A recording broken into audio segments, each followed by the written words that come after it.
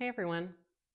I just finished making a Thai vegetable curry and it reminded me of just the flavors and how much I enjoy this dish. And I want to talk a little bit about the tools that your body has to really help guide your eating habits.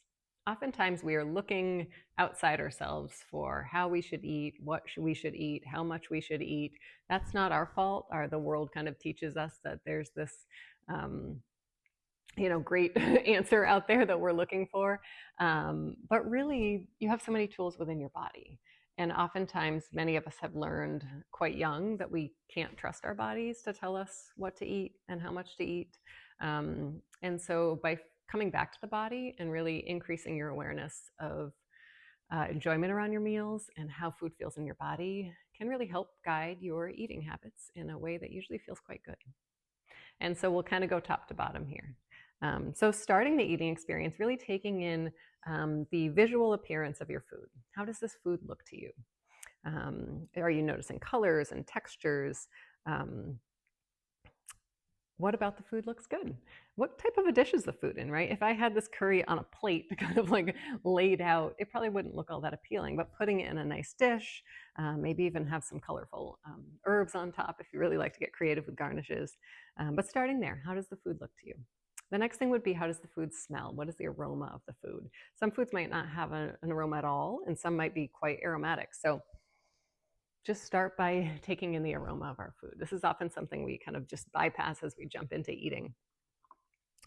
Is that aroma, is it pleasant? Is it unpleasant? Does it bring a food memory? It's really interesting how so much of smell is really connected to our memories and our emotions. The next will be taste. So how does this food taste to you?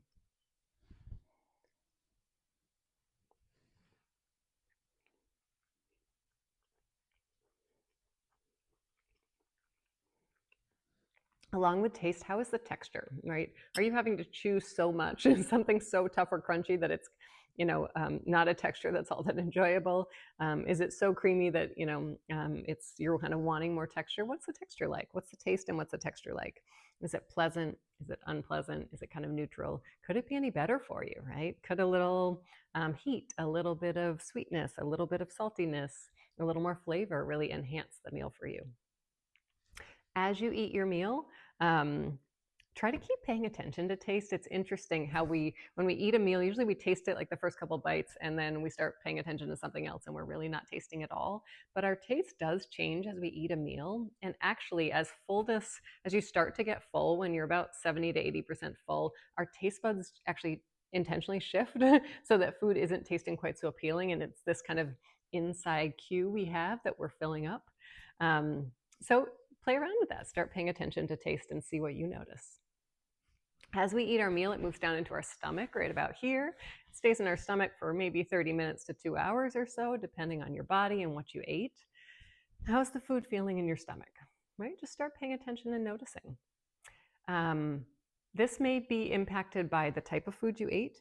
Our stomachs can also be impacted by stress levels, sleep levels, hydration levels, just other things that we have going on in our bodies. And so we can't just know, oh, my stomach's kind of bothering me. Maybe it was the food. Maybe not.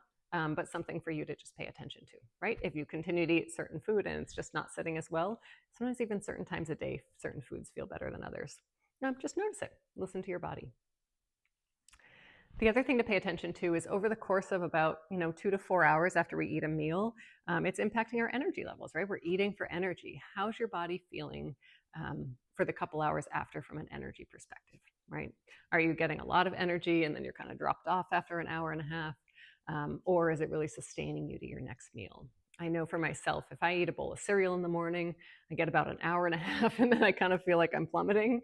Whereas if I eat something with maybe a peanut butter or a Greek yogurt or some eggs in my breakfast, I'm held over longer. It kind of sustains my energy better. And so it doesn't mean I'm never going to eat cereal, but I know I need to plan for kind of a heartier snack if I'm having cereal because it just doesn't hold me over that much. Sometimes just pure carbohydrates without quite as much protein or fat can do that. So, but again, you get to listen to your body to kind of learn, how do certain foods feel in my body? How are they sustaining me? The last piece, as food moves out of our stomach, it moves into our intestines and kind of swirls through.